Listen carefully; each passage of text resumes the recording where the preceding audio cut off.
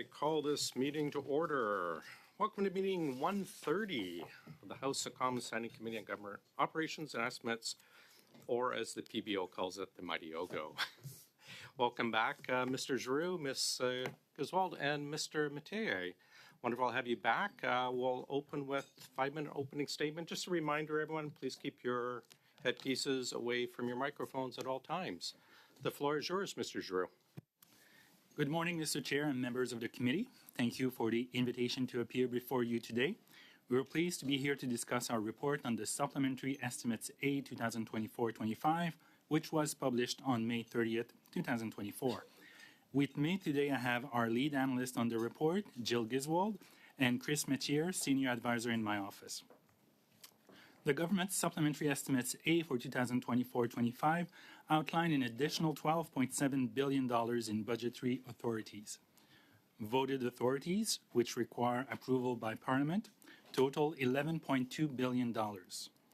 Statutory authorities, for which the government already has Parliament's approval to spend through other legislation, are forecast to increase by a total of $1.5 billion. The forecasted increase in statutory authorities reflects updated forecasts from Budget 2024 and is primarily attributable to two items: an increase of $1.9 billion in public debt costs, primarily due to higher projected interest rates and higher borrowing requirements, and a decrease of $533 million in elderly benefits due to revisions to the projected number of beneficiaries. I'll now continue in French. Almost two-thirds of the spending proposed in these supplementary estimates, that is $7.8 billion, falls under the Indigenous portfolio and is mainly aimed at settlements and claims by Indigenous peoples. Planned spending on professional and special services accounts to $704,000 million, bringing the total proposed authority for 2024-2025 to $19.8 billion for this expenditure item. Approximately $1.6 billion, or 12.5%, is spent on 11 measures in the 2024 budget, so $605 million for the Zero Emission Vehicle Incentive Program. To help parliamentarians in their review of the implementation of the 2024 budget, we have prepared tables that list all budget initiatives, the amount of planned spending, and the corresponding legislative funding authorities. These tables, which can be consulted on our website, will be updated throughout the year as the government presents its legislative program. Jill, Chris, and myself will be pleased to answer any questions you might have about our analysis of the Supplementary Estimates A 2024-2025. Thank you. Thank you, Mr. Giroux. We'll start with Mrs. Cusi for 6 minutes, please. Yes, Mr. PBO, always wonderful to see you here. Very much appreciate it. And we're surprised at your appearance here today, considering the way you've been gagged. As you can see, we've brought in the best from my caucus here in an effort to question our House Leader, Mr. Scheer, as well as our finance critic, Mr. Jazraj Halan, as well as Mr. Lawrence. So with that, Mr. Macaulay, I'll pass the time over to Mr. Lawrence. Thank you very much. Thank you very much, and thank you, Mr. Giroux, for coming, and thank you for your brief statement. We appreciate that. I'm going to talk a little bit about debt and the continued spending of this government. Of course, this finance minister and deputy leader 2 years ago promised that the debt to GDP ratio would never go up. They appeared to have shoehorned in keeping the debt to GDP ratio in their projections. But there's a number of projections that I think are a little bit optimistic, including getting an additional $7 billion from the increase in the capital gains, increase there. I was just wondering if I could get your comments on that, Mr. Giroux. Well, it's something that we have not estimated independently yet. I mean, the revenue-raising capacity of the increase in the inclusion rate of the capital gains. However, it's quite possible that the revenue raised in the first year of the measure will indeed reach that $6.9 billion. especially considering that the measure was announced 2 months in advance. So it leaves time for some types of transactions to be materialized before the higher inclusion rate kicks in. It's not the case for real estate transactions, of course, but for stocks, for example, it's quite possible that the number of transactions spikes in anticipation of that increase. What that means is that the revenue of the outer years, so year 2 and forward, and that's less likely, or it's not certain that it will be at that level, given the number of transactions that are likely to have been advanced in time. So, if I hear you correctly, Mr. Giroux, what you're saying is that if, in fact, the transactions go through or are particularly robust in this year, or in other words, the fire sale, that the latter years, the next 2 or 3 years, we could actually see revenue less than expected. Is that what you're saying, or? It's quite possible, and that's why the profile, as laid out in the budget, has that bump in the first year, followed by significantly less revenues in the outer years, in anticipation of a higher number of transactions between budget day and June 25th, when the higher inclusion rate kicks in. The other thing I wanted to talk to you a little bit about the capital gains, the revenue expected. The former Liberal finance ministers have actually contemplated that when they brought down the capital gains exemption from 75 to 50, Mr. Manley, that they actually saw an increase in revenue. And isn't it possible that even though the rate goes up, the revenue may stay flat or even decline because of the dynamics of the economy? It's possible, and we refer to that phenomenon as elasticities of tax measures. So if in anticipation of lower taxes, there could be investment decisions that are changed, and more investment flowing into Canada, depending on the exact profile of these investors. But it's not a phenomenon that is very well understood or easily predictable, given the volatile nature of capital gains tax revenues. Thank you for that. And just a little bit further on that as well, a number of venture capitalists and other investment organizations have even gone so far as to call the capital gains tax a tax on innovation and a tax on investment.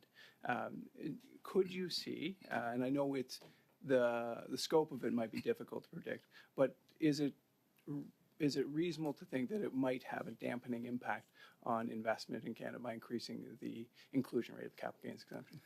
It's quite possible. However, there are a few things happening at the same time. There's the lifetime capital gains exemption on small businesses that is being increased. There's also a new incentive for entrepreneurs in certain sectors that is being introduced at the same time as the inclusion rate is going up. So there are many things at play. So it's quite possible that the innovation aspect will not be affected for smaller businesses, but also negatively affected for most, if not all, of the other sectors, those that trigger capital gains inclusion or capital gains higher than the thresholds. Thank you very much, Mr. Giroux. Thank you, gentlemen. Mr. Sousa, go ahead, please. Thank you, Mr. Chair, and thank you, Mr. Giroux, for being here today.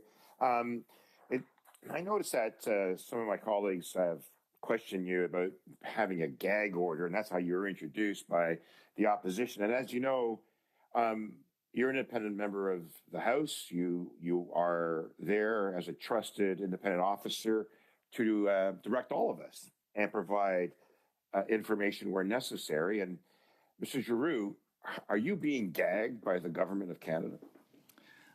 C'est une question qui m'a été posée. This is a question that was asked of me in another committee, and I answered in my second language. And then this led to probably a misunderstanding. So the government is not muzzling me. I was referring to some data that was provided to my office, and that the government or the Department of Environment and Climate Change had explicitly said that I could not disclose, but the government has not muzzled me in the publication of a report or in the content of any of the reports that I've published. So, like the Auditor General, the Ombudsman, or for that matter, even the Governor of the Bank of Canada, that operates without political interference, and that's the way it should be. Is that not true?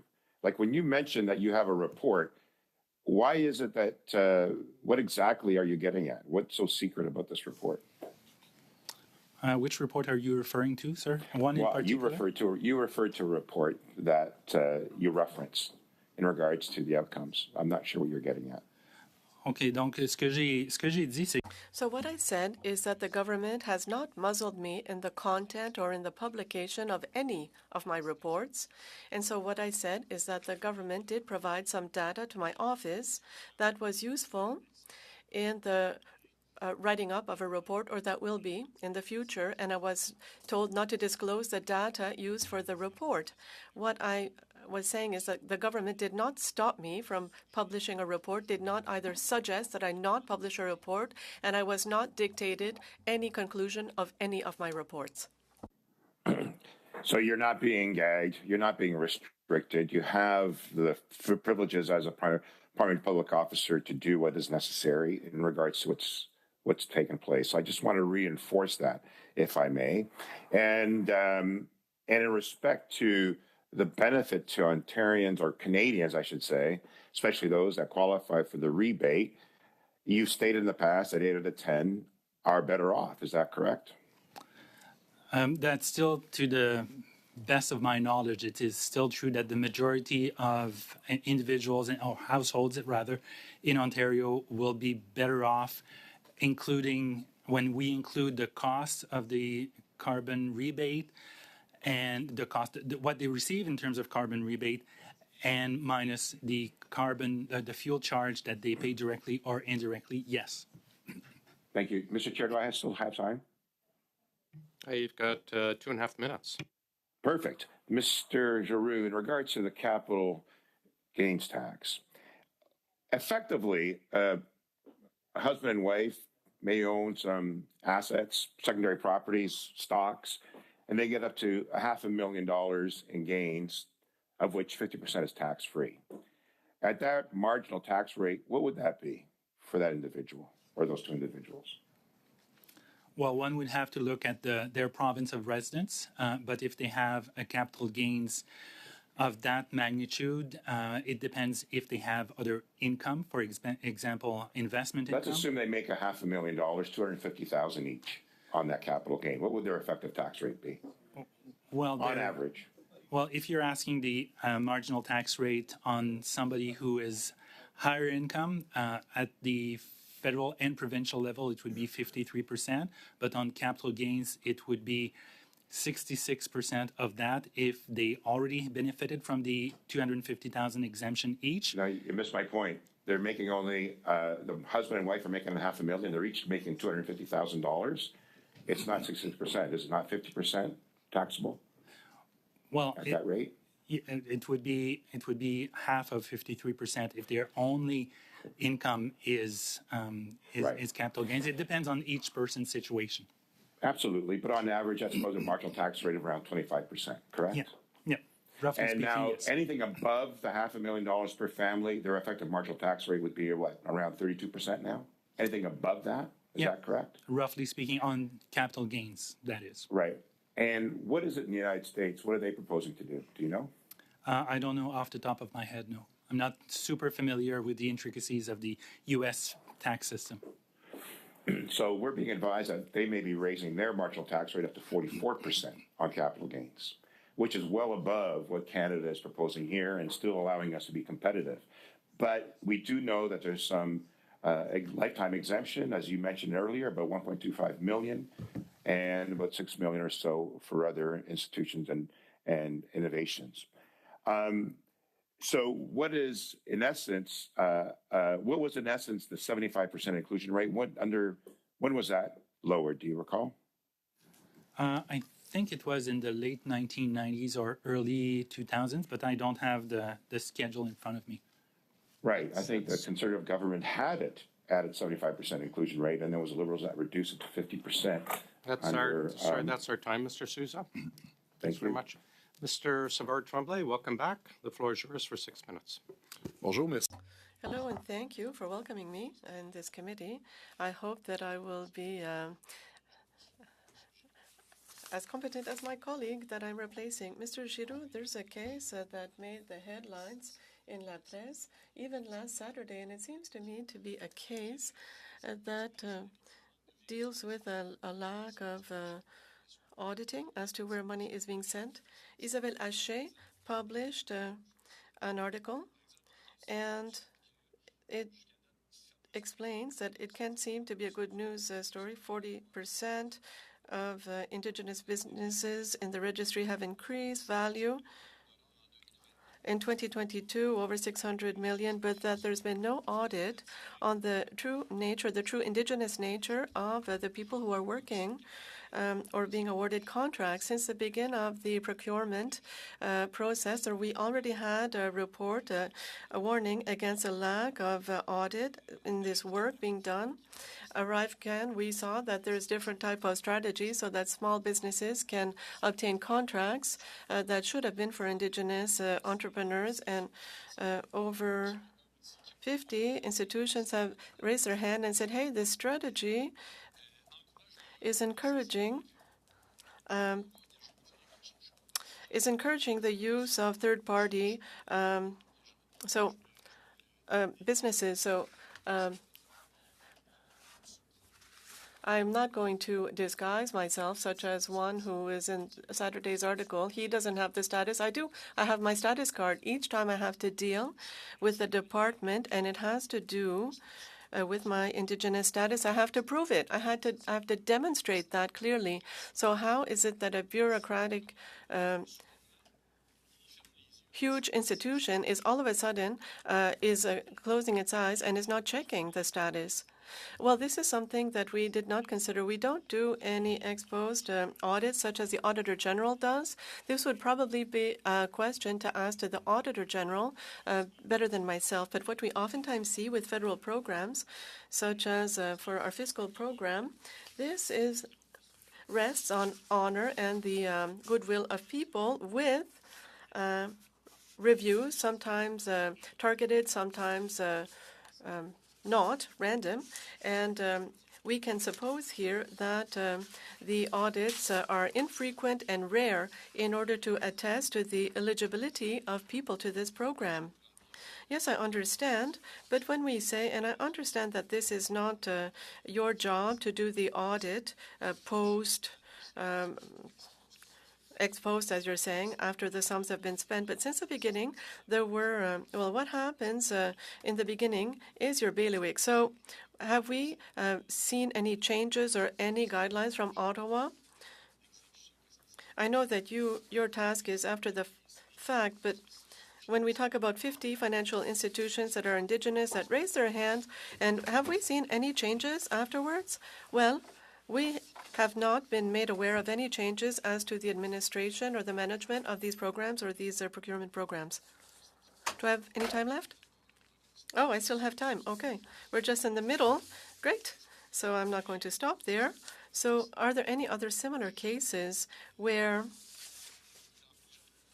in many other programs, in any other scandals that might happen, because we'll see how far this goes. We'll see if the Auditor General is going to appear in this process, and we'll have to do further audits. But for yourself, in the beginning of a process, early on, are there any guidelines or any warnings? This, I'm very surprised that we can talk about an Indigenous support program without making sure that these are being awarded to Indigenous people. Otherwise, it's symbolic. It's as if you're making some sort of a speech about unceded lands, and then you don't change anything where Indigenous people are victims. In such a country as Canada, it's very typical in this regime. So are there any other programs or any other places where you feel that there's a lack of verification ahead of time? Well, I'm not going to talk about specific management of programs, but I will make a general comment. For example, using external and specialized services. The government has committed to reducing the use of outside contractors, but what we see in the supplementary budget, there are authorizations that are very close to the same level as last year, and And we are only at supplementary A, so we might have supplementary B and C. So it is possible that we will have expenditure authorities that will be very similar for as last year for external consultants. And the government did commit to reduce its use of external consultants. It's possible that the amounts spent might be lower, but up until now, there is no indication to this effect that the government will significantly reduce the use of external consultants. This is an example. Do I have time? 25 seconds. There was another article in La Presse that I read last week, and not only did I read it, but I participated. I gave an interview. And so we're talking about cost expenditures at GCRA. No, this is not a specific question that we've studied. Thank you, gentlemen. Mr. Green, welcome back. Floor is yours for 6 minutes, please. Thank you very much, Mr. Chair. It's a pleasure to be back with so many members that I had the privilege of serving with in the last session here at the OGGO committee, and it's always a pleasure to have the opportunity to be able to explore the work that you do, sir, as a parliamentary budget officer. Following up on the very, I think, legitimate questions of my friend from the block, Budget 2024 made significant cuts to Indigenous services, including sunsetting for Jordan's Principle. Last time, when you were at committee, MP Bachrach asked you what impact these cuts would have to Indigenous services. And you said that it was too early to tell, but taking the information from the ISC and the Crown Indigenous Relations, you said, and I quote, "There is no reason to believe that information. It seems like there won't be a meaningful impact on Indigenous services." However, since we've now had multiple organizations that were supposed to be supported by Jordan's Principle and are now going without funding, they're owed hundreds of thousands of dollars and staff are going without pay. So on reflection of that, what impact will the cuts in Budget 2024 have on the ability of these programs to get the funding they are owed and that they need to continue to deliver these valuable services? Thank you for the question. Unfortunately, we still don't have data on that. We're waiting for some data from the Department of Indigenous Services. Is this a process in which the organizations could submit data directly, or are you only relying on information from ISC? My information gathering powers extend only to federal institutions. Okay, so perhaps for a future consideration of this committee, we can ask those community organizations to submit in writing that we may then be able to pass forward onto you. I do appreciate that, but I do want you to note that these community organizations are very clear that there is meaningful impact, not just on the short term, but on the long-term horizons for their operating expenses. In November, you did an analysis of the community disability benefit in which you estimated that it would take an average annual benefit of $14,555 to lift 1,371,000 people with disabilities out of poverty. Yet, when the government announced its actual Canadian disability benefit, it is only $2,400 per year. That's less than half of even your lowest estimation of $7,683 of annual benefit that would have lifted roughly 276,000 people out of poverty. So this decision by the government has not gone over well, obviously, with people who are legislated to live in poverty with disabilities, their advocacy groups. How many people with disabilities are likely to be, quote unquote, as the Liberals say, lifted out of poverty by the meager $200 a month benefit? So I don't have the numbers off the top of my head about that report that we did in November, but I remember when we did that report, we wanted to give readers and parliamentarians a range of potential benefit levels that the government could introduce in response to that commitment to introduce a Canada Disability benefit. And I remember that at the time, my office and I was criticized for having the low end of that range as unrealistically low. And it's unfortunate I don't remember the date or the data, sorry. Otherwise, I would give you an estimate of that low end of the range that was in our report. And with the government subsidy being, or the government benefit being a bit lower, that would be even fewer people lifted out of poverty. Thank you. And last week, your office released a report focused on the expansion of Simple File by phone. and the implementation of an automatic tax filing system. I can share with you that in our office, helping people file their taxes unlocks sometimes thousands, if not in some instances, literally tens of thousands of dollars in benefits that they otherwise wouldn't have received. I think about GIS, you know, the way that CPP works, the Trillium and OAS, for instance. So can you please take a few moments and discuss the report and the significant impact automatic tax filing will have to Canadians? Yeah, it's something that I've done in the past personally, helping people who hadn't filed for years, and it unlocked thousands of dollars in benefit flowing to low-income workers who were afraid of filing by fear of owing money, and when in fact they were receiving benefits.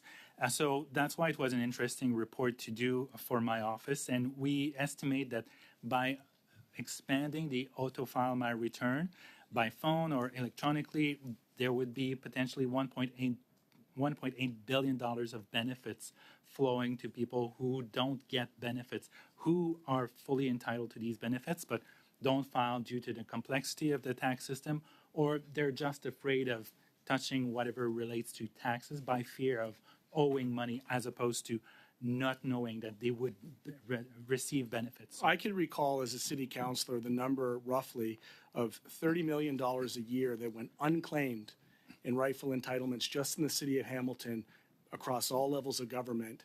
And yet, as you've noted, in a simplified system, particularly I think about seniors, people with fixed incomes, the way in which our system creates artificial barriers for them to be able to get what's rightfully theirs. In your reporting and in your study, did you consider what the impacts of them not having these benefits? And so I think about chronic housing issues. I think about healthcare. I think about the constant refinement we talk about with food banks.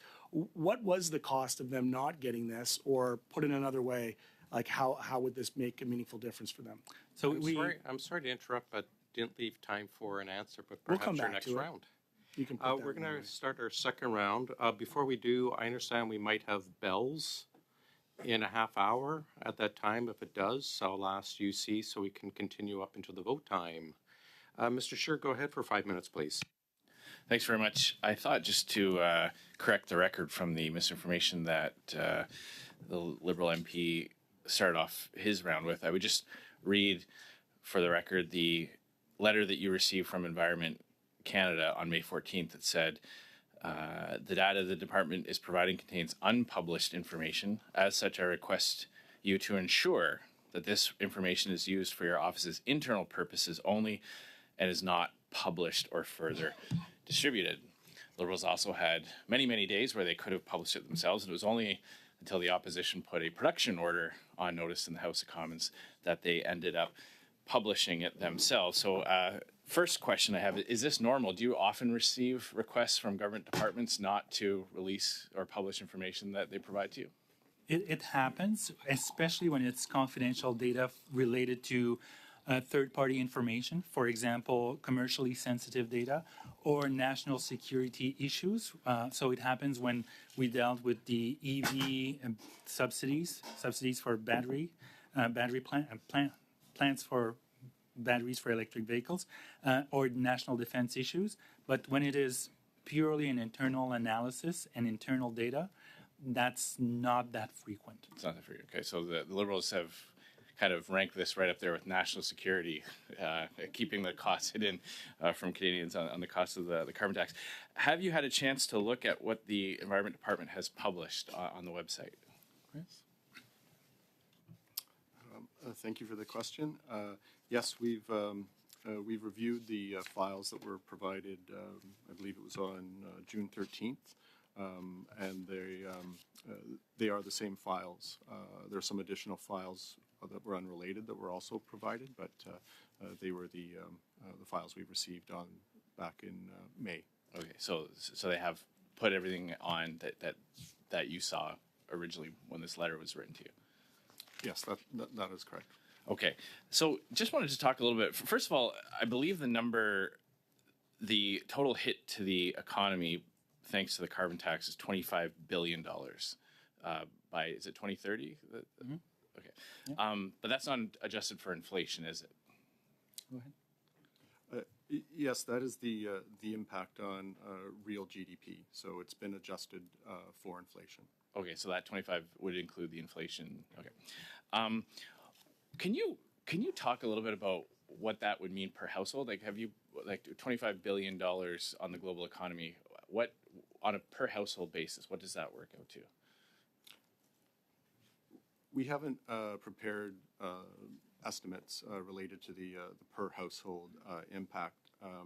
For us, the GDP data that was provided was useful to compare to our previous results, but also more important and used in our actual analysis is the impact on, let's say, investment income and labor income in the economy. So these would be the channels through which households would be impacted. And those impacts are somewhat larger than the GDP impact. But our plan was to, as part of our updated analysis of the distributional impact of carbon pricing, we wanted to incorporate the results that Environment and Climate Change Canada provided us to provide a sort of a second set of results if parliamentarians and outside organizations had concerns with our model, we use their model. Sorry.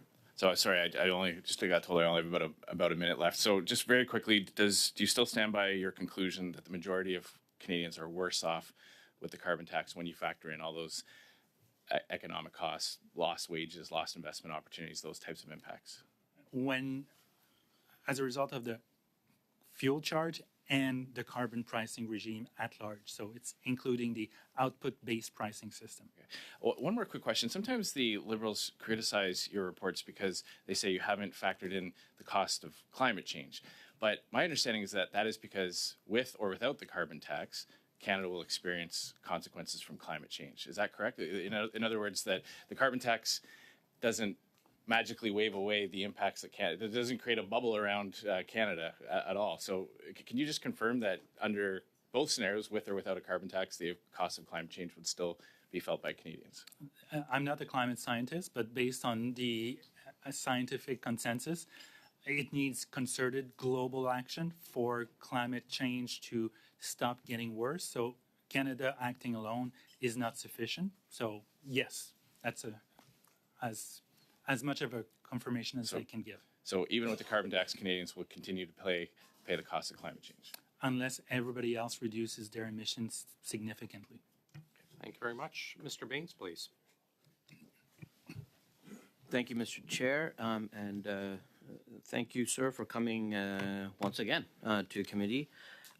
I wanted to talk a little bit about the spending review and the refocused spending initiative. I think you did talk about the services, the professional services, and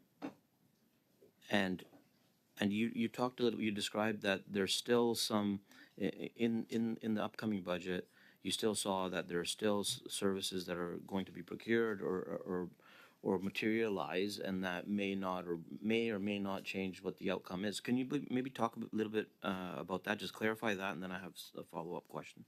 Yeah, I was referring to consulting services. So consulting external services and special services, and referring to the fact that in these supplementary estimates A, when combined with the main estimates, so far this year we at authorities of $19.8 billion, which will be close, assuming there's nothing else, will be close to the more than $21 billion of the previous year. And so assuming that, but there is likely to be also supplementary estimates B and C, which may add further to the consulting services, which would bring the total authorities for the current year close or even maybe higher than previous years. But these are authorities. It doesn't mean all of it will be spent. So we could be in a situation where total spent is close to or lower than previous years, but it's hard to say at this point. The signs are that it'll be very close to. Okay, so do you know what the change in total planned spending is on professional and special services now compared to this point last year? Joe? I don't have that number in front of us, so we could get back to you with that. My understanding is it's approximately $546 million lower now than at this same point in 2023, 2024. Maybe if you could get that to us, if you don't have it on you now. Can you maybe touch on the standard analysis process that you and your office undertake when developing these reports? Share the process for information collection, situational understanding that is taken by you and your office. So when we produce a report, we gather information usually from government departments and agencies. So when we receive a request, for example, we try to clarify the request as much as possible. If it's not already clear, we determine, based on internal discussions and the questions that are submitted to us, the type of information we will need, and then we proceed to discuss with government departments and institutions if they have that information and what form it's in before sending the information request, so that we can send an appropriately worded information request to the department. Then I proceed with sending a letter to the minister with a copy to the deputy minister or deputy head, and we usually give them a few weeks to respond.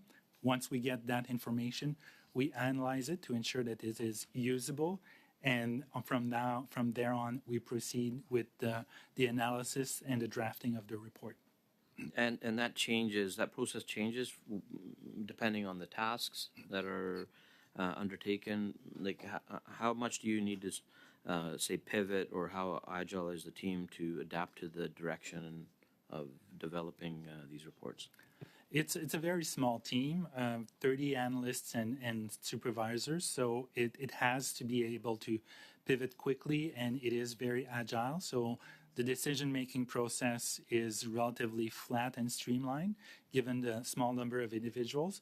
But by proper discussion with the requesters and with the departments or federal institutions that provide us with the data, we usually get what we need to get with a clear understanding of what is available before sending the information request. 10 seconds. Thank you. Mr. Savard-Tremblay for 2.5 minutes, please. Oui, merci. Thank you. I'm going to continue once again on the Indigenous issue. We note when we see at page 9 of the report, we can see that there's a decrease in 2024-2025. Could you explain the reduction in funding? I think that it's due to the resolution of some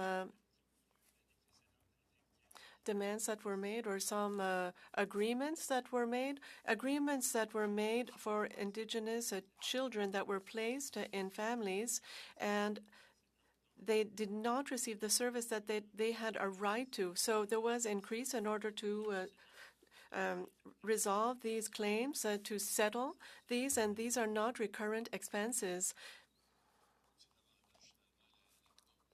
So it's the bump of the year prior that's out of the ordinary, and now it stabilizes, and so it's going to resemble this, probably, unless there are other changes in the portfolio, for example, new government initiatives, or even then the expiry of some programs. So we have no certainty as to what's going to happen in the future, but it's likely that the funding level will stabilize or have a modest increase. So what we're seeing here, it goes down. It's not to the same level as the year prior. But what we see here at page 10, they're talking about accelerated resolution. They're talking about claims with regards to federal residential schools. Yes, there's always a certain level of claims and of court cases. With regard to the millions for the settlement of claims, historical claims, Yes, this is a bit nebulous, not because, well, it is very complex, but also because there's a lot of confidentiality around this file or this budgetary envelope for obvious reasons. The government doesn't want to reveal the amount that is being allocated to each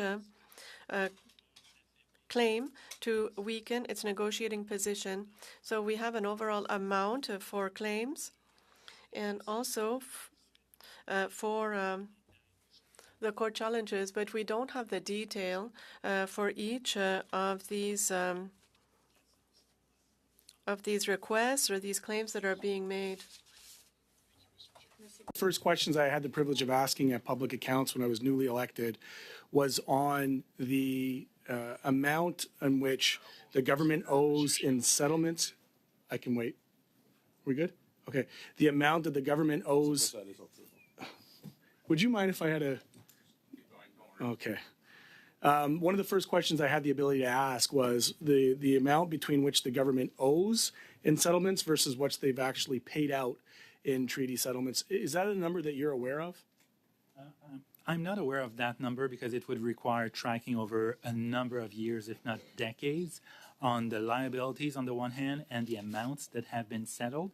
And so I'm not aware of that particular amount. Okay. The PBO published a note on its website on April 17th admitting that the economic analysis of the consumer carbon pricing done in 2022 and 2023 erroneously included the impact of the industrial carbon price.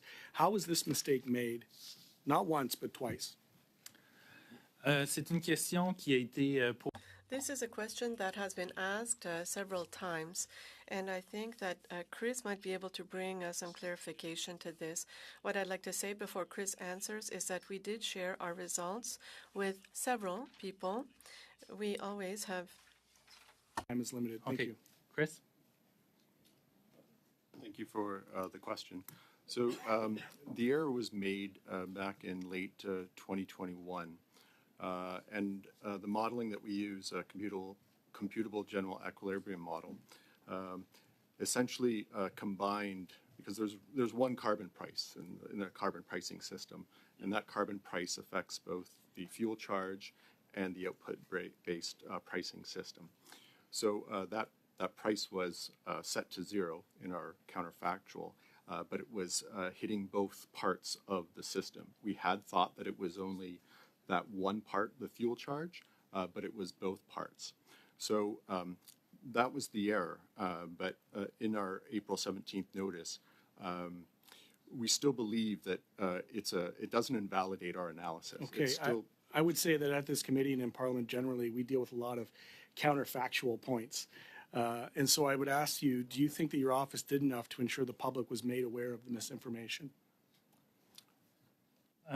Notre responsabilité est d'informer les parlementaires. Our responsibility is to inform parliamentarians, and we did that by putting a note on our website. And also, we've received a lot of questions from parliamentarians and also questions from some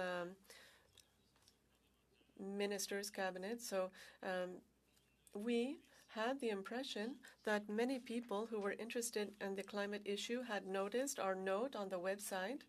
And since the first day of publication, could we have done more? Yes. But did we have the impression that we had done enough, given the nature of the questions? We had the, it seems, erroneous perception that many people were aware of this. Mr. Halan, please, for 5. Thanks, Chair. Mr. Giroux, it's been 9 years under this government. Canadian workers today get about 58 cents of investment for every dollar American workers get. And this is even before the capital gains tax hike takes place. Do you think that this capital gains tax hike will negatively impact what businesses invest in their workers?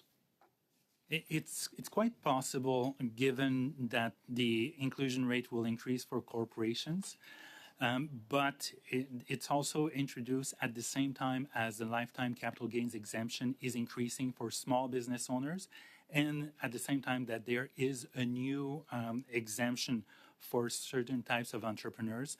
However, for larger businesses, there is no such exemption, And it's quite possible, knowing that the behavior of businesses is dependent on the overall tax rates they pay, it's quite possible that the amount of investment will be lower, other things being equal. Yeah, and exactly. So, just for you to confirm that what that could mean is a higher capital gains tax could mean less investment on workers' paychecks, on investing in equipment, growing the company, or even hiring more workers, which we know Canada's in a productivity crisis. Can you confirm that these are some of the knock-on effects of this? That would be what you would normally expect, as I said, other things being equal, but that may not happen equally in all sectors, especially sectors where there are other tax incentives. Absolutely. The government admits that there's 300,000 businesses, most of them small businesses, that would be affected by this capital gains tax hike. That means there's hundreds of thousands of businesses, and that's millions of workers. Canada is in a productivity crisis, as per the Bank of Canada. They said this is a break glass emergency crisis right now. Could this also impact the job creators and those businesses, making productivity even worse? A number of groups have mentioned that it will impede or not restrict, but it will lower investment that would otherwise take place, and de facto also reduce employment. Again, other things being equal. So that would, and in other words, reduce productivity. It's not something that is favorable to increasing productivity. That's exactly. Okay. We've seen over the last 9 years of this government, because of their policies, we've seen $460 billion of investment flow to the U.S. or outflow out to the U.S. We've seen U.S. GDP per person has increased 50%, whereas in Canada, it's only grown 4.7% in the same given time. Do you think investors are less likely to invest in Canadian workers, and this capital gains tax hike would or could have a knock-on effect of having U.S. workers getting a higher paycheck due to investment leaving Canada? Well, as a general rule, if you tax something, there is less of it. So if you tax investment, other things being equal, again, it's likely, and evidence suggests or literature suggests, that there should be slightly less of it if you tax something. Okay, fair enough. I want to continue on with the conversation my last colleague had about the carbon tax scam. When the report was released, it was admitted that about $25 billion is what the hit to the economy would be because of this carbon tax scam. And it took Conservatives pushing on this for this report to be released by the department.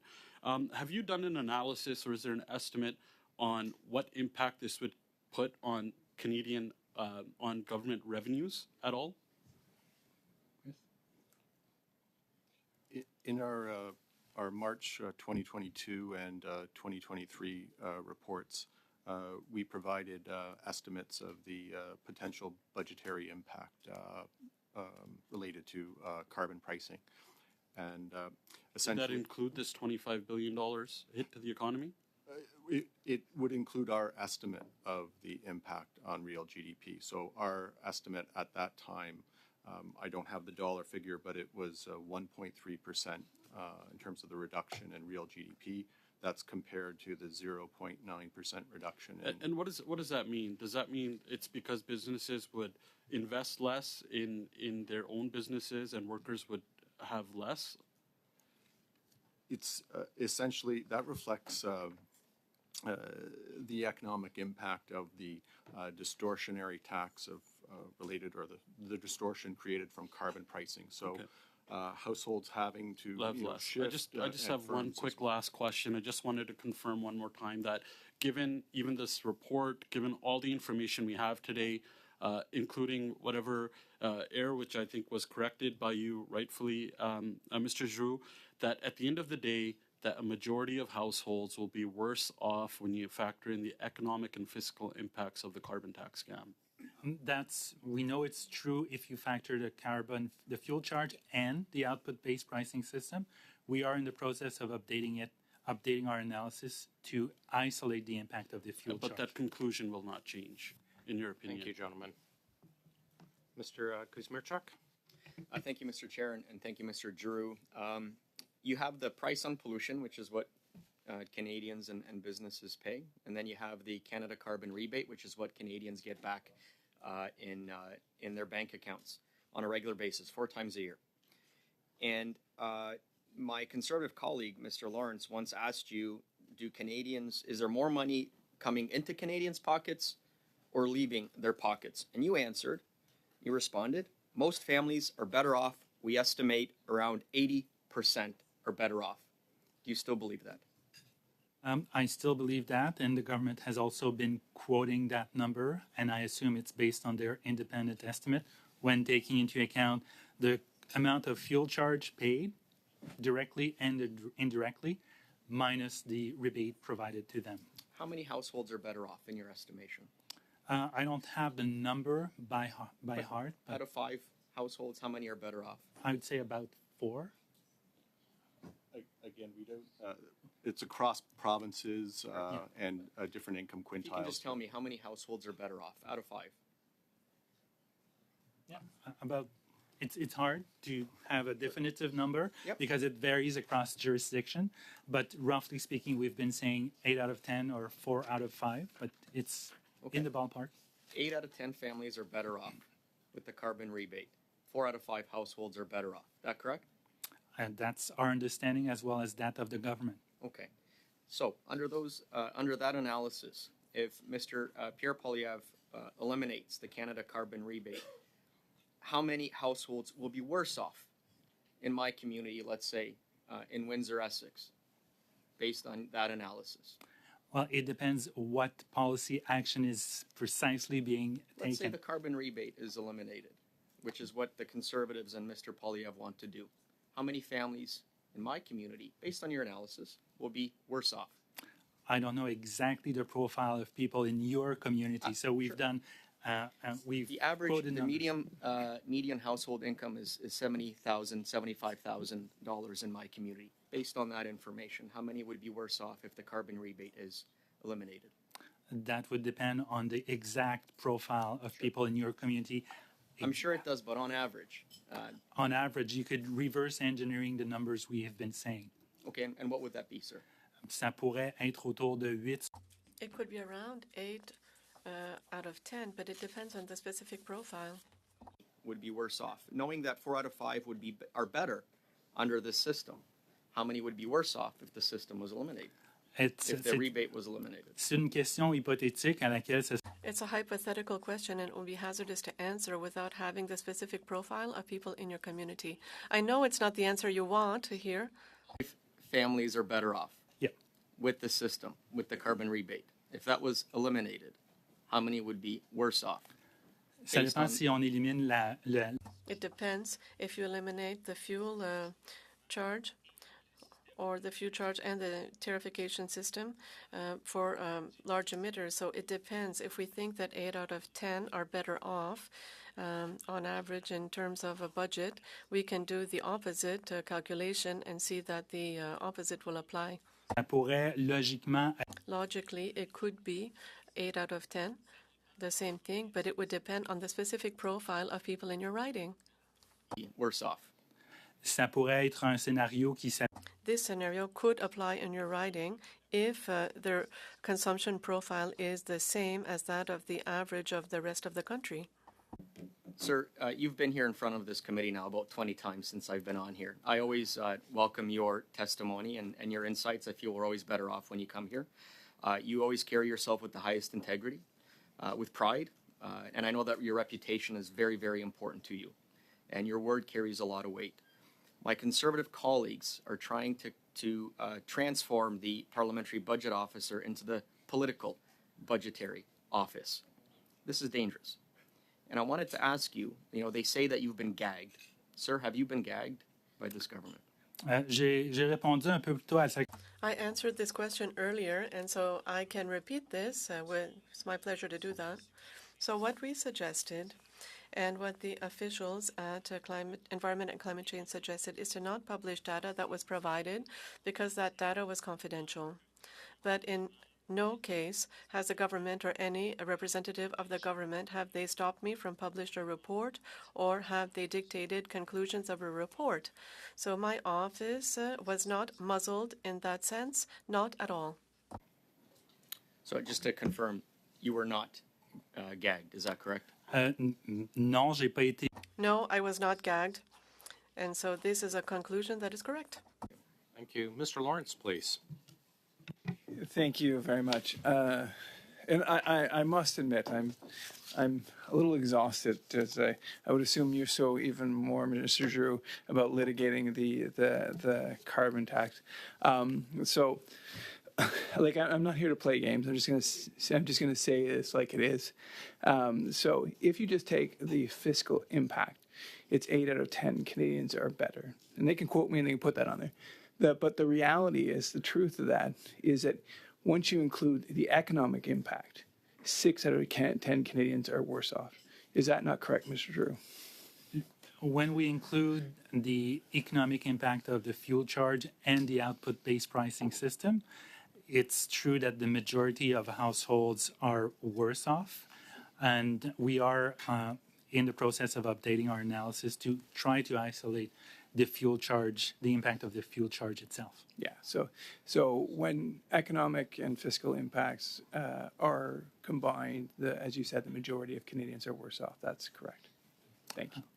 Thank you, Mr. Drew. And one last thing on the carbon tax, and then I promise I'll move forward. But the government's own report appears to validate your conclusion. Is that correct? That is our understanding because they arrived at an estimate of a negative 0.9%, rounded to 1% of GDP when including the fuel charge and the output-based pricing system, where we had 1.3% in 2030. So that's in the ballpark, and that's very close for that type of analysis. Yeah, and my apologies. I'm just reminded by my colleague that I need to get you actually on the record, even though I got a nod. So I'm just going to repeat my previous question. As you said in page 4 of your report, when you include both fiscal and economic impacts of the carbon tax, of the fuel charge, the majority of Canadians are worse off. Our report also included the output-based pricing system, so it's not just the fuel charge, it's the fuel charge and the output-based pricing system. And considering the economic impacts and the fiscal impacts of both measures, yes, the majority of households are worse off. Thank you very much for that. How much time do I have left? Perfect. I just want to talk, as my initial round, we talked a little bit about the budget and some of the projections. We talked about the capital gains. Another area that I have concern about the projection is with respect to the government's prediction of saving billions of dollars by reducing the size of the civil service. The civil service has grown since 2015 by over 40%, and now they're telling us that they will begin a plan by saving $1.3 billion in next year's budget by reducing the civil service by attrition. Do you share any of the concerns? Because when I talk to department officials, they never have a plan for reducing the size of their footprint. I share these concerns because the budget indicates that they'll be reducing the number of FTEs in the public service by 5,000 over 4 years by attrition, but the budget also has a number of measures that will are reasonably expected to require more public servants. So it will either mean that there will be more reductions in certain sectors to make room for this increase in some areas while also reducing the aggregate size by 5,000, or there will not be any reduction at all. Yeah, and so we potentially could see greater losses in the civil service, and the other negative outcome that is perhaps likely is the fact that instead of the civil service being reduced in size, they may actually grow. And if that were to happen, if the dollars that are forecasted for reduction, that would put the government off of its fiscal anchor of debt to GDP ratio, would it not? it would probably absent reductions in other areas to compensate for that. And I'd add that based on historical results where departmental plans indicated a reduction a reduction to come in their overall number of employees, we have seen instead increases. So that's on good. That's what I'm basing my assessment. So either on. the government's going to miss its fiscal anchors, or the civil service is going to have even more cuts than are predicted. It's either cuts to the different, public maybe. service or reductions in other areas if the government is to meet its fiscal targets. Thank you very much. I'll get there. Mr. Thank you, and let me start by saying welcome back again. I'm glad that this is a committee that you feel quite comfortable on a very, very short notice to come, even when situation is hot nowadays. We've talked about a number of things here aside from the estimate A, but so I'm going to go on that path as well. Thank you for clarifying on the gag order. You've done that in both official languages, so thank you very much. Can you quickly highlight what's the difference between a data file, a raw data file that was transferred to you, as opposed to a report, so-called secret report by the government? Can you distinguish the difference between those two? And if is there a secret report that the government may have passed to you that you're holding? Thank you for the question. The information that we requested related to estimates of the economic impact of carbon pricing. And we were referring to a report that the government had published entitled "How Pollution Pricing Reduces Emissions." And so we wanted the corresponding economic data related to those emissions. And that information was provided in the form of an Excel spreadsheet, very detailed. And it did fulfill our request in terms of the nature of the data: national, provincial GDP, impacts on investment and labor income. So that was provided, but as Mr. Giroux said, we were restricted from distributing that or sharing, disclosing that data itself until the government published that on, I think it was last week, on June 13th. Thank you on that. Now, has your office, Mr. Giroux, done any study on the capital gain policy that's being released? Not yet. We're in the information gathering stage. We sent information requests to the Canada Revenue Agency. We are waiting for that data, but we are planning on doing that as soon as we get data that we can use. Thank you, because a lot of my colleagues across were asking questions as if, and you, thank you for being comfortable at least sharing your thoughts as a given point with reference to the already existing information, but you don't have all the data and you haven't done a report. And you qualified that in your statement. You said, hey, look, I haven't done the report. There is no analysis yet, but if you look at that instance, these are the indications. So thank you for also clarifying that there is no capital gain study done yet, but you plan to do it. Now, with about 2 minutes left, I'd like to actually go back to the estimate A. Planned spending on professional and special services account for about $704 million in proposed spending, bringing the total proposed authorities to about $19.8 billion. What trends do you see on that? Is the government on track, in your opinion, on reducing the professional services?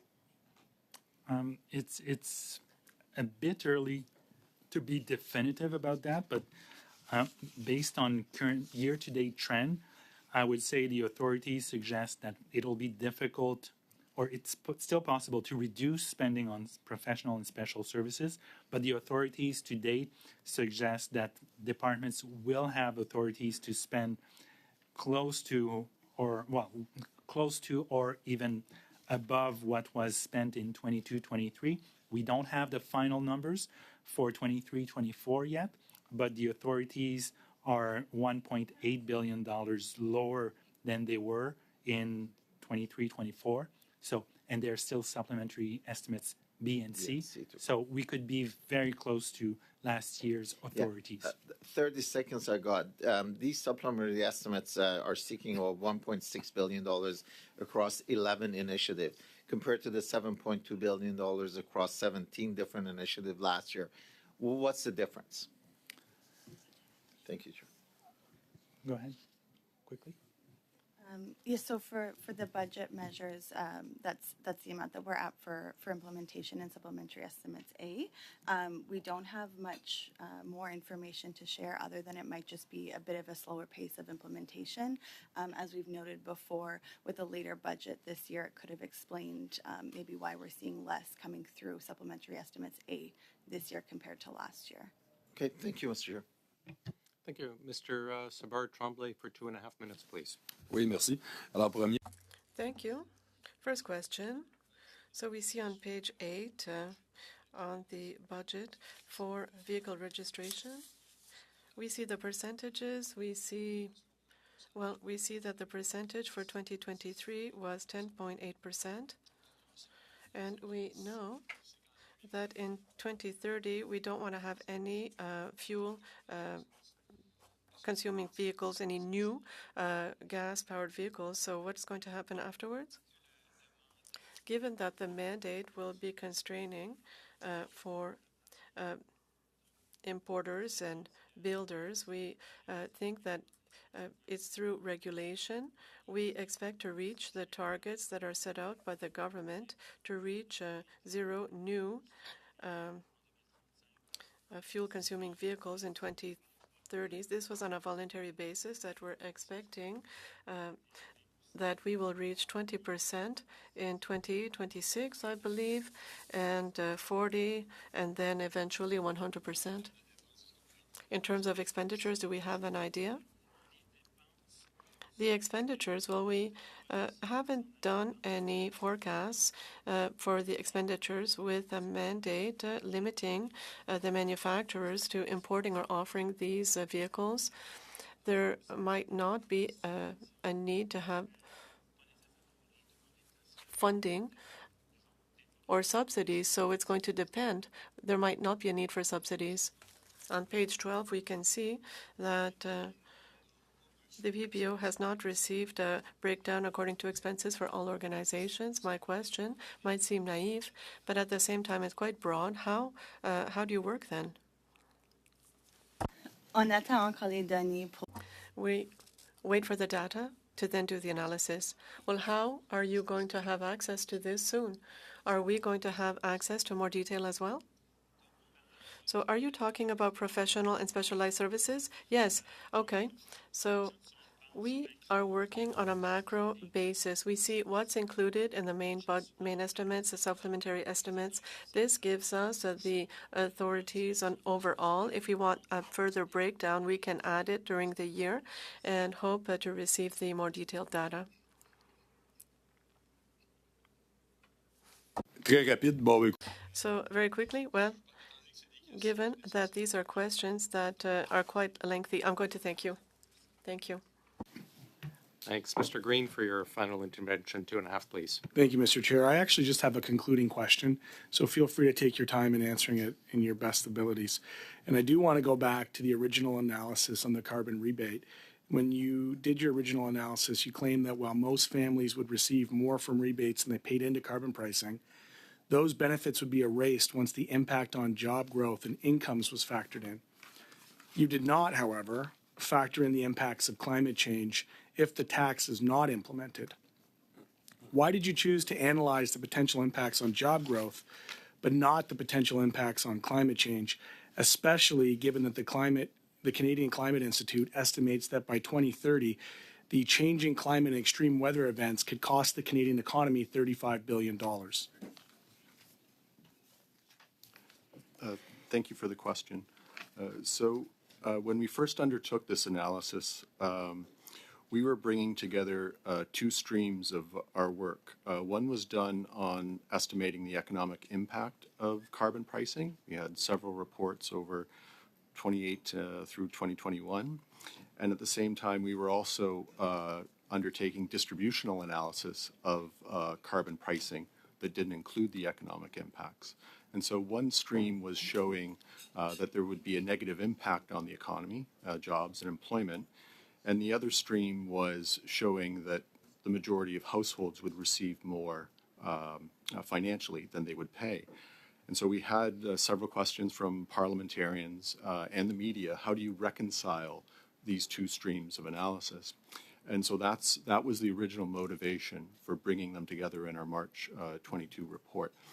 I would just add that we were not trying to undertake a cost-benefit analysis. Our office really, we stay away from sort of that line of inquiry. Not because it's not important, it's just that's sort of outside the scope that we view as our mandate. And we really don't want to appear as being nonpartisan by only looking at certain benefits or only certain costs, and nor do we want to be perceived as the arbiter of whether this policy should or should not be implemented. We really try to restrict the scope into that sort of financial cost lens. But we've been very clear in our reports that we are not taking into account the benefits of reducing emissions or the costs of not reducing emissions. Thank you. And on the other, right? Okay, we'll take it. As I say, there's no solutions in politics, only trade-offs. Mr. Halan, go ahead, please. My question is just a clarification. Today's date, when we have all of your analysis done, this secret data that the government was hiding for $25 billion impact on the climate, on the economy, but because of conservatives' pressure, they finally released that it was a $25 billion hit to the Canadian economy and workers at the end of the day. I just wanted to get one clear answer that given all the data, all the secret information that has been finally released, your final conclusion, according to you, still stands, which your final conclusion was that given all the fiscal and economic impacts of the carbon tax scam, a majority of Canadian households are worse off. Can I just get you to confirm that one more time? The fuel charge and the output-based pricing system, when both are included, yes, that still stands. But perfect. That's it. Thank you very much. There's another portion to this that the Liberals and the NDP refuse to talk about, and that's the clean fuel regulation, or what it's better known as is carbon tax 2. We know that this will cost, on average, about $573 more. When we look at that $25 billion of this secret data that this government refused to release, does that carbon tax 2, was that factored in when that $25 billion impact on the economy was released to you? Thank you for the question.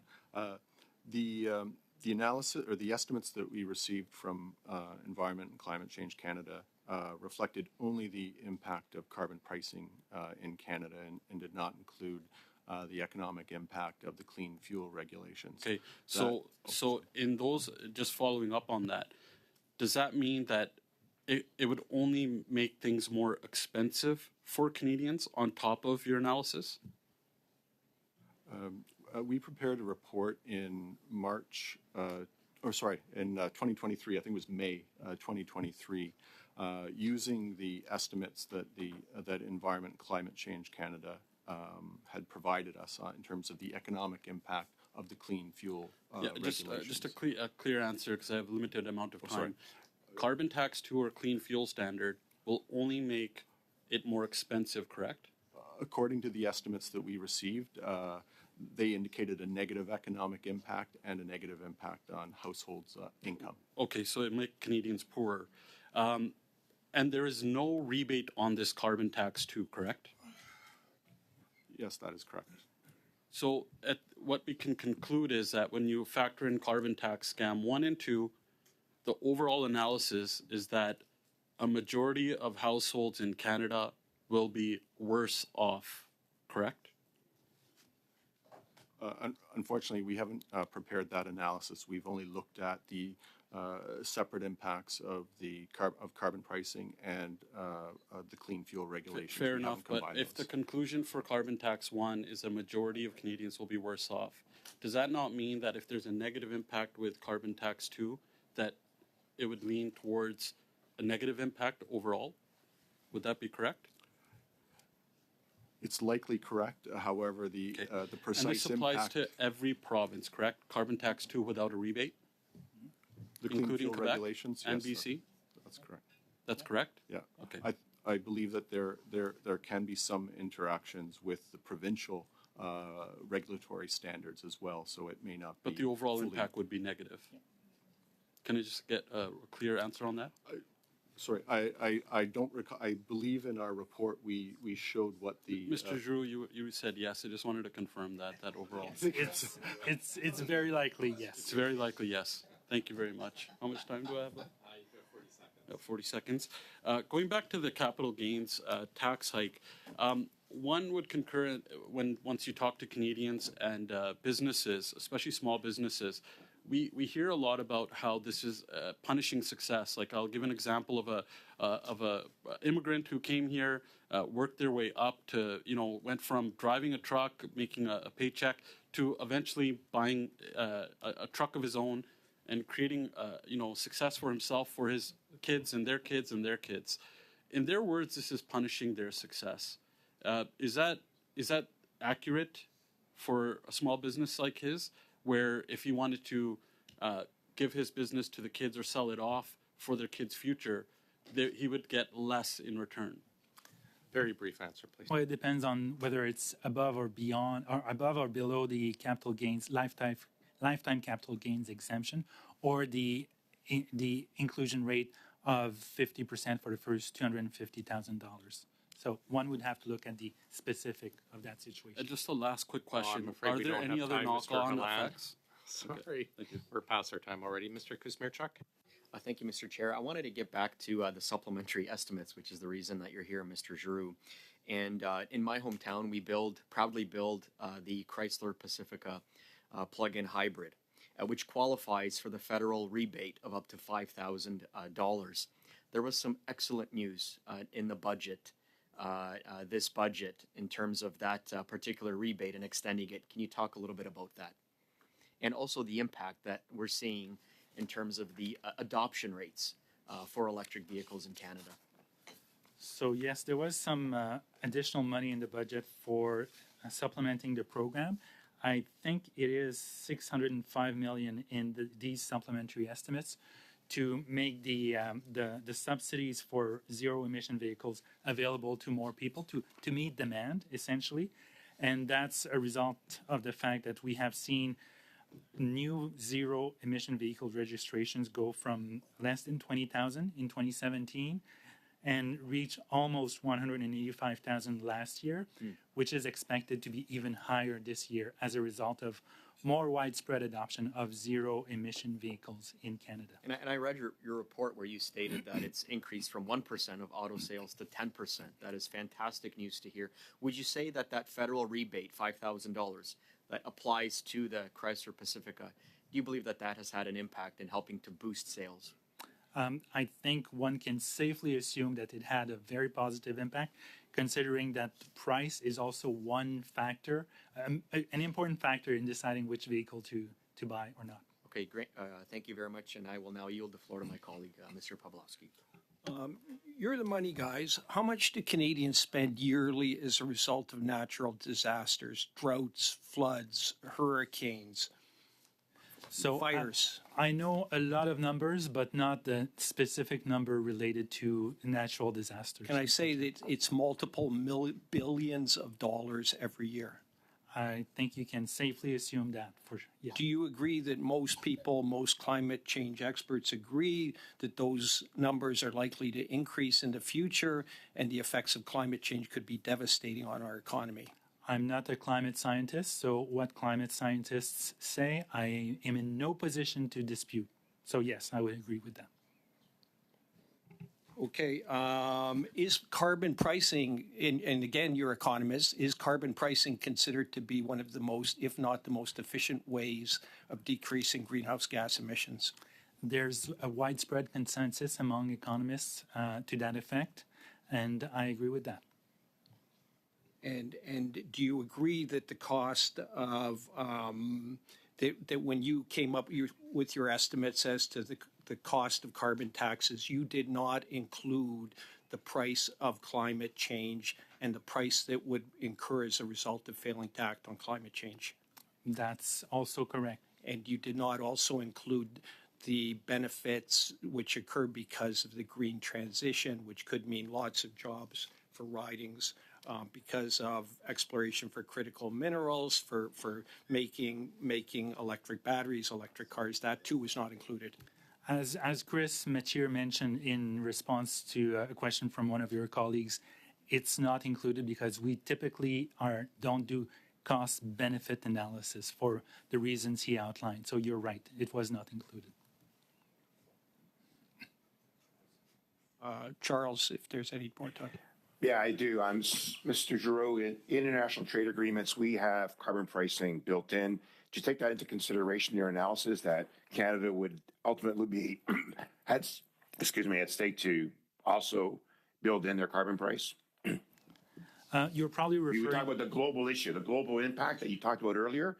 That's part of our trade agreements. Is that not right? You're right. You're probably referring to the EU border price adjustment with respect to the carbon pricing of some countries. And right. It will be coming into effect on January 1st, 2026. So if we don't do that, there'll be a price built in. Is that correct? That's the current plan on the European Union and member countries. Right. For some specific industries, I think it's steel, cement, and a couple of other industries. Right. And so we're trying to increase our competitiveness. We've been quite engaged in foreign direct investment through auto sector. We've been gaining quite a bit with other sectors of the economy and other sectors of the world and other jurisdictions. And because of our carbon pricing, it's also provided an incentive for green economy. Would you say that certain provinces have built in alternate sources of energy as a result and making quite a bit of money in that clean space? Clean diesel, for example. Just a brief answer, please. Yes, I think we're seeing the electricity grid being decarbonized in many jurisdictions, and that's as a result of the transition to a greener economy and a less fossil fuel intensive economy. Thank you very much. We got three different folks in on that one intervention. Mr. Giroux, Mr. Mette, and Miss Griswold, always a pleasure to have you with us. If you don't mind, just a couple of quick questions I have, very simple ones. Did I hear right, Mr. Giroux, you're saying between the SUP-As and the mains, we will have at least as much as, if not more, than last year for consultant expenditures? I may have misexplained myself or misexpressed myself. I think what I mean is that between SUPs A and B and C, we could end up at the same level of authorities as last year or even higher, but we won't know that for sure until we see SUPs Bs and Cs. Right, and in the SUP-As, there was $1.9 billion for added interest on the debt. The mains are put together, say, January or February. Between February and then the SUPs coming out just 2 months later, like, how could we explain, like, a $1.9 billion difference in their forecast from the mains? I think it's related to the effective interest rate on the stock of debt that turned out to be higher than expected at the time of putting together the main estimates. So you're right. It's a bit surprising, but it's not entirely surprising given it's a stock of debt of well over $1.6 billion. But it would have been just a change of short-term debt, though. Yeah. Okay, thanks, Kaka. Wonderful. Well, thank you again. I wish you all a wonderful summer, and we'll see you back probably the second week of July for more meetings. Okay. Anyways, our witnesses, we do excuse you. Again, thanks very much. Colleagues, I have to get to a budget vote, please. We have $1,000 for meals, and then $750 for headsets for the main for the supplementary estimates. We're all good with that. Thank you very much. I had a request in to release some documents from the McKinsey study. I'll read it. There was a request for the Department of Finance to release a series of written exchanges it had with us last year, part of the McKinsey study. Information that would be released includes correspondence from myself in relation to motions for the production of papers passed by the committee and emails from the committee clerk with various parliamentary liaison officers working in government finance portfolio for scheduling the appearance of officials. Our clerk, unfortunately, who's off sick today, has looked through the materials very carefully. He says there's no material that is of sensitive nature, and it does not pertain to in-camera deliberations, but he recommends we just seek committee approval to release this ATIP. I believe we should. Wonderful. Thank you very much.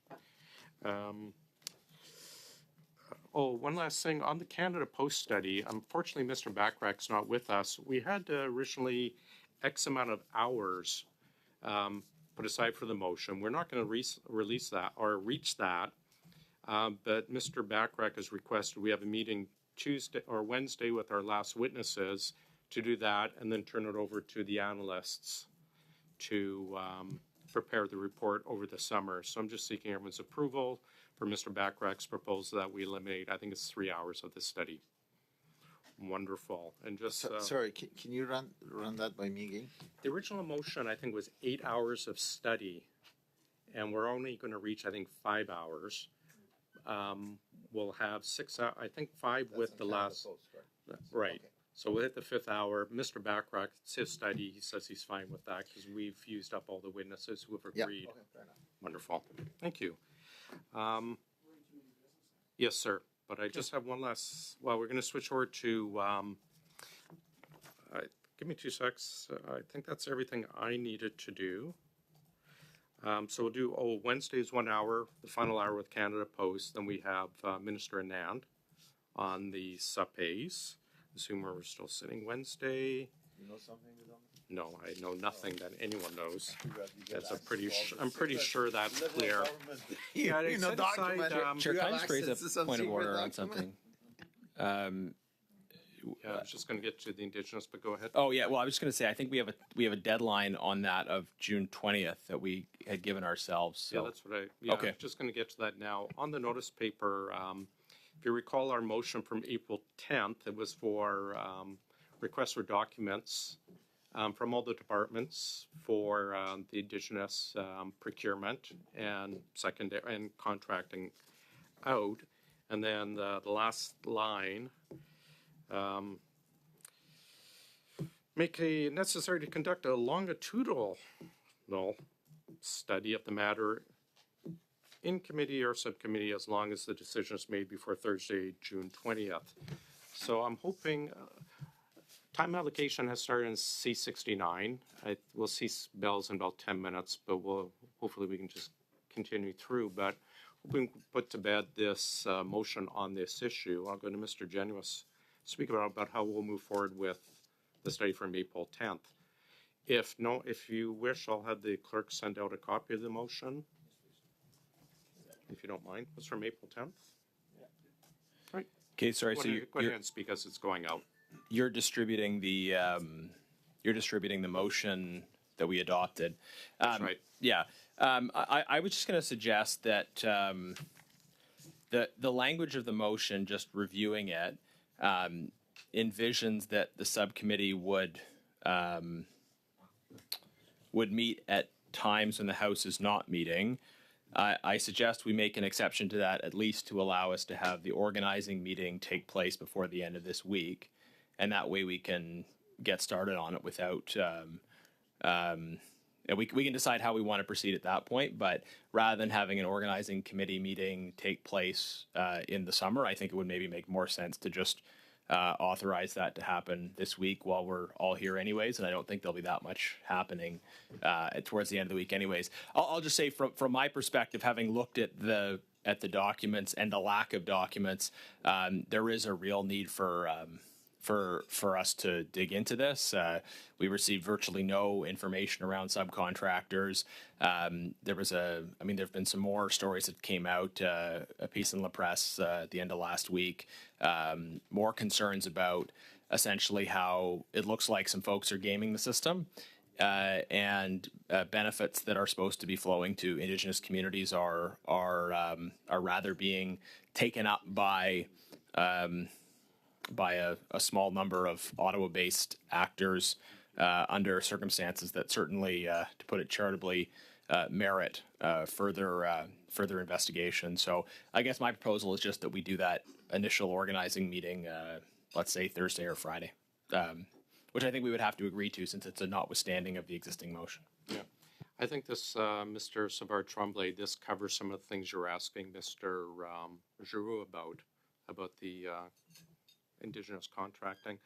I'm fine to find resources for a half hour, an hour on Wednesday. I don't want to bump Canada Post or Minister Anand, but if we could do that Wednesday or Thursday, Mr. Tremblay. Sorry, Miss Atwin, you had your hand up, but you've put it down? Okay. Yes, I was just going to speak to that, but we're good. I think I'm okay. Mr. Savard, Mr. Savard-Tremblay? Nous, on est d'accord avec la proposition, mais We agree, but we would suggest that this be on a Wednesday after the committee meeting that's already on the schedule. Yeah, I'm fine with. Mr. Savard-Tremblay suggested we continue after Miss Anand on Wednesday. For half an hour to discuss. Just to set up a go forward.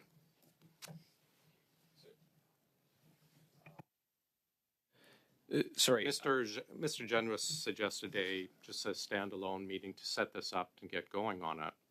Mr. Tremblay is suggesting the time after Wednesday meeting. You still haven't received the motion. Just waiting to receive from several months ago. You have my copy. If you can, I'd like to read it.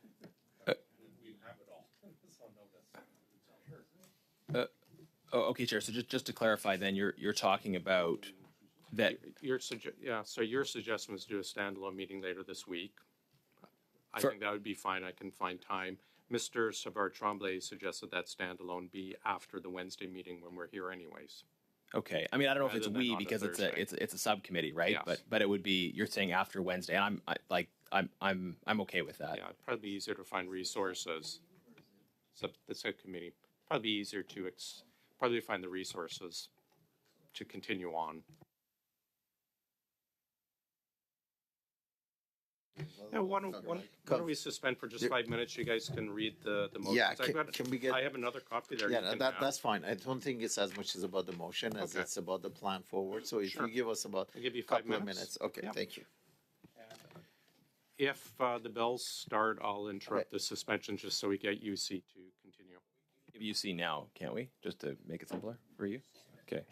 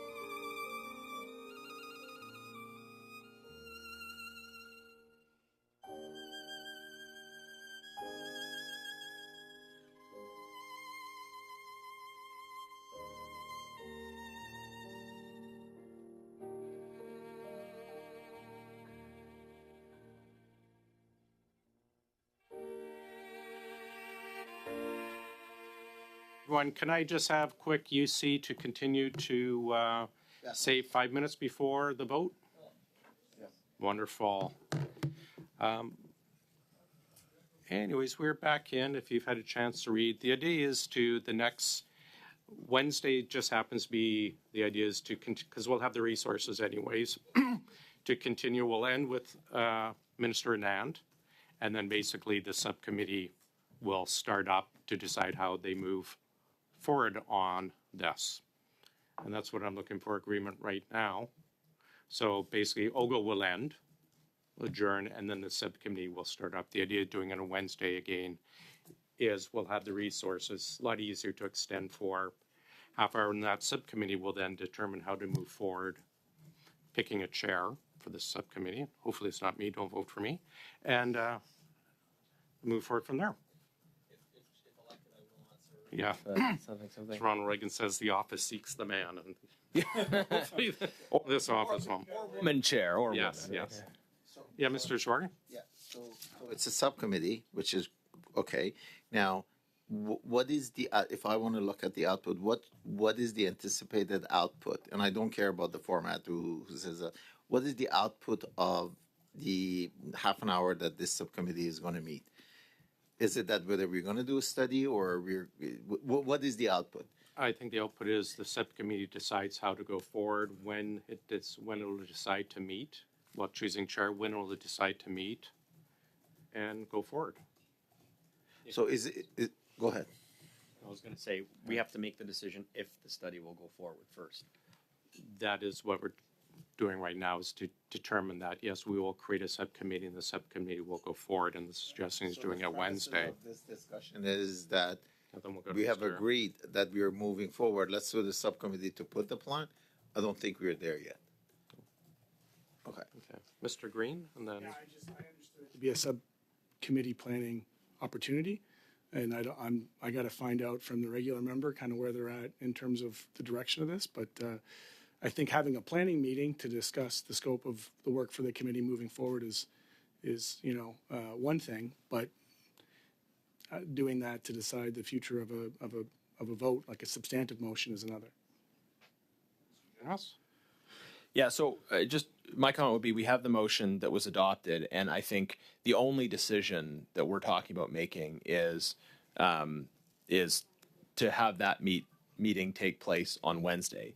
In the absence of agreement to do that on Wednesday, then because of the deadline in this motion and some of the other requirements, we would have to meet at a time when the House wasn't in session. So I think the only question for us now, like on Wednesday, people can say whatever they want. I mean, my view is that there's important work to be done here, given what we've seen in the documents. But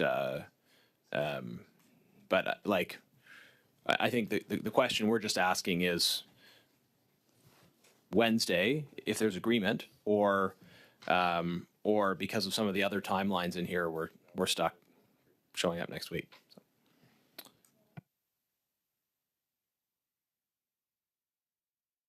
Mr. Green? Okay.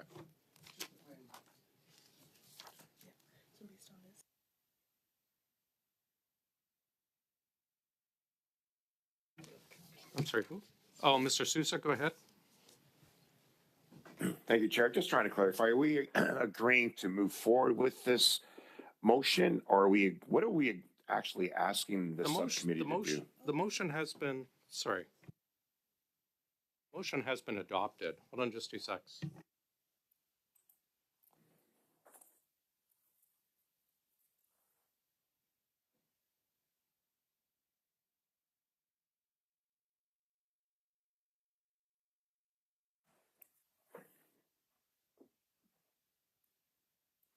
Sorry, the motion has been adopted, so the subcommittee decision has been adopted that it would go forward. So I think the idea is to set the meeting and let the subcommittee decide going forward.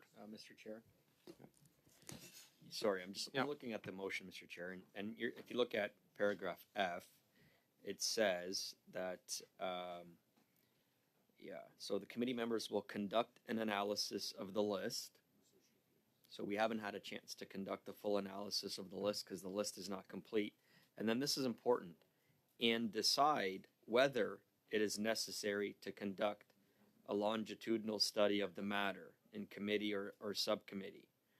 So the decision to move forward with the longitudinal study has not been made yet by committee or subcommittee. And so the decision has not been made yet by this committee whether to pursue this study or not. And that decision is conditional on an analysis being made of the list which is not complete yet.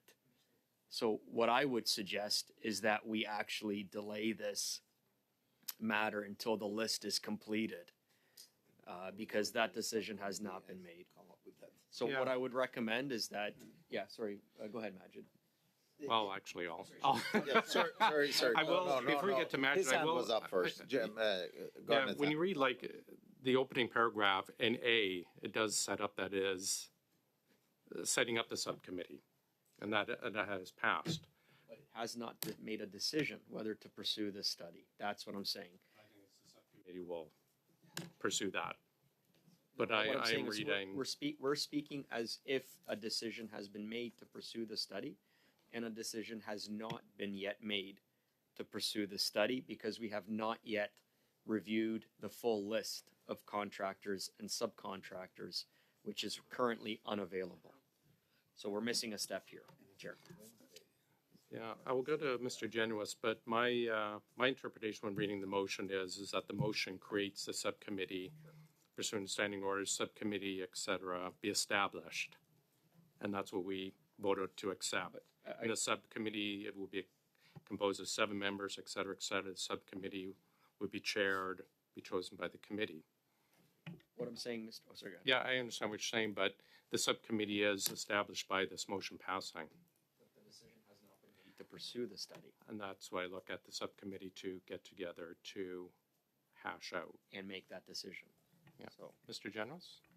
Yeah. So, I mean, I will say that, like, the deadline to provide documents was May 20th. There has been some trickle in afterwards, right? And there's some documents that there's a lot of documents actually that just haven't been provided. But the committee also said that a decision would be made on next steps by June the 20th. And the subcommittee is not authorized to meet during times when the House is sitting unless we explicitly authorize an exemption, which is why I think we should meet on Wednesday.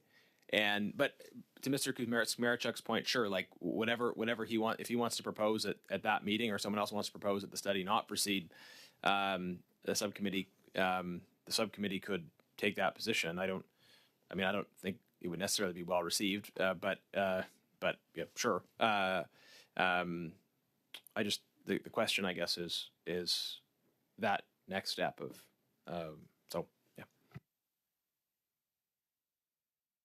And again, I look at it, so I'll get to you, Mr. Kuzmierczuk, is the subcommittee is established by the motion passing, final line in committee or subcommittee, as long as the decision is made for June 20th.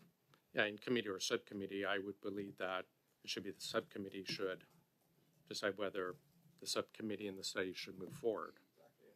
Yeah, so Wednesday would be the subcommittee. So that's what I'm saying is, yeah. What I'm saying is I like to be precise and accurate. And again, the conversation early on sort of seemed to suggest that a decision had been already made to pursue the study. It has not. And if you look at the motion, it clearly states that the committee should meet and make that determination. So again, let's not assume that a decision has been made. Let's review, analyze the lists, the contract list those provided, and then on Wednesday, that decision can be made then, whether to proceed. Okay. That's what I'm saying. Yeah, I think we just have mixed signals because, okay, that's fine. I think we just have mixed signals. Mr. Kuzmierczuk, are we fine with that? I will seek time Wednesday after Minister Anand. And Mr. General. Okay, yeah. So that's it.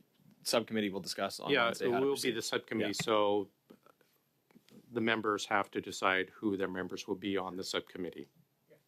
Perfect. Mr. Green? I just want to make sure we're still good to go here. Notwithstanding all the discussions that have been had, there is something that I did want to move as a motion. Can we just hold on to that for 2 seconds? I just want to put this thing to bed 100%. Well, I thought we had. We'll be real quick. It's put to bed. Yeah, we're set. Perfect. So leave it with me. We'll find time after Wednesday for a separate one. Mr. Green, go ahead and Thank be you. fast. That taking into consideration the House of Commons administration, my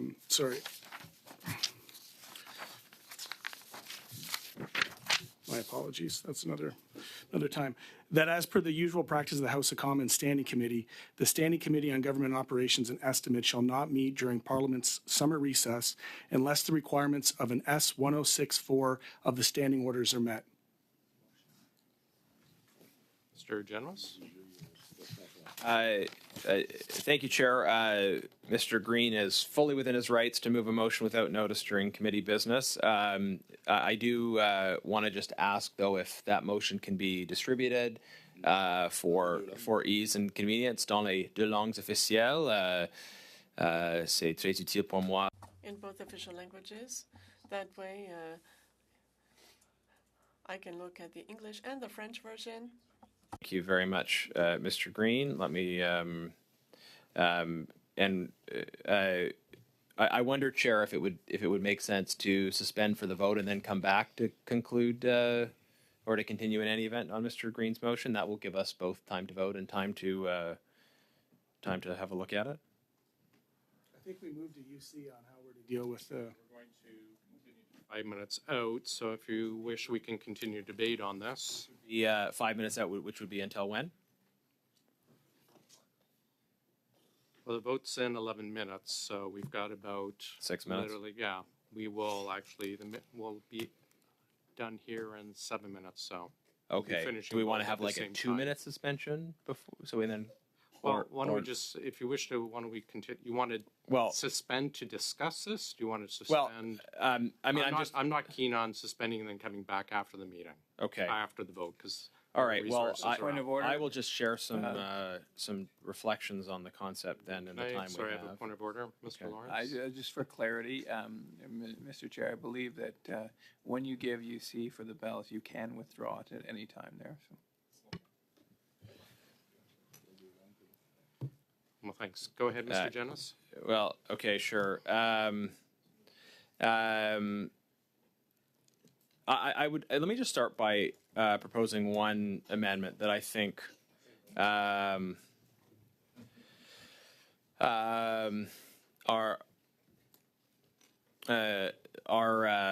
will clarify one piece of the motion. I'd like to propose that we add the word "or" after the 1064.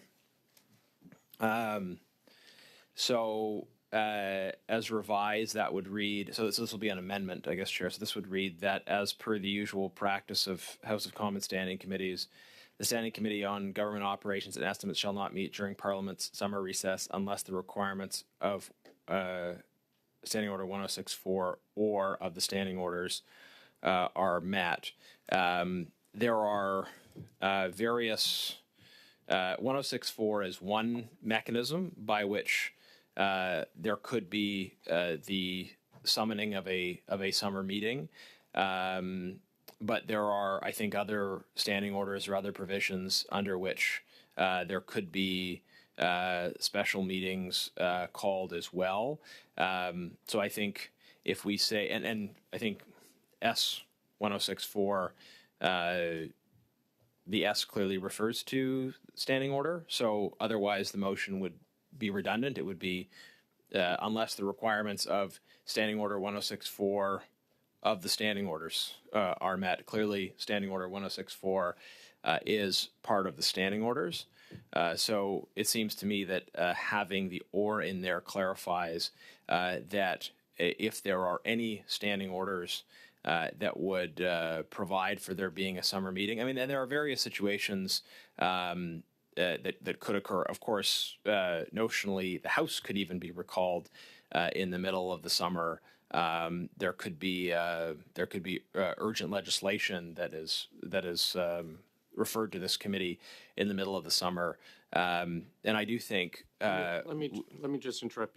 Just to clarify, you're saying, just for the clerk so we can keep track, unless the requirements of the 1064 or of the standing orders. Or of the standing. Okay. Actually, Sorry. can I continue, please? Sorry. Yeah. I'll while we're talking, Chair, I will even send that in writing to the clerk here to make it a little easier. I want to be très respectful à les deux langues. Yeah. Can we let Mr. Jennings Yes. continue on the floor? I do want to say I take it a bit personally that Mr. Green doesn't want us to get together in the middle of the summer for. But I like spending time with my kids at committee as well. We can do both. My kids love this. My son had a school assignment where he had to write about his favorite place to be in the world, and he chose OGGO Committee of all places. So we should all be very proud of how much he enjoys the Government Operations Committee. And it is not the cookies; it is the discussion. It's actually mainly the chair. He gets a sticker. Okay, the limited edition chair. Okay. Look, this is an important question in terms of the committee planning its agenda going forward, and I think we've got a lot of competing things going on as members of Parliament. We've got activities happening in our constituencies that are important, but we also have the work that happens here in Ottawa, making important decisions about issues that are in the national interest. And I know as much as my constituents enjoy seeing me at local events, they are also keen for us to spend time in Ottawa representing them, bringing the concerns they have to them in Ottawa. And I do know, I don't know if it's the same for other members, but I do find that many of my constituents are watching what happens at OGGO. I've gotten more feedback from constituents about the work of OGGO than I have on any of the other committees I've served on. So this is a much watched committee. Mr. Chair, I know sometimes we joke about people watching CPAC, just my mother and my grandmother sort of thing. But actually, the Government Operations Committee has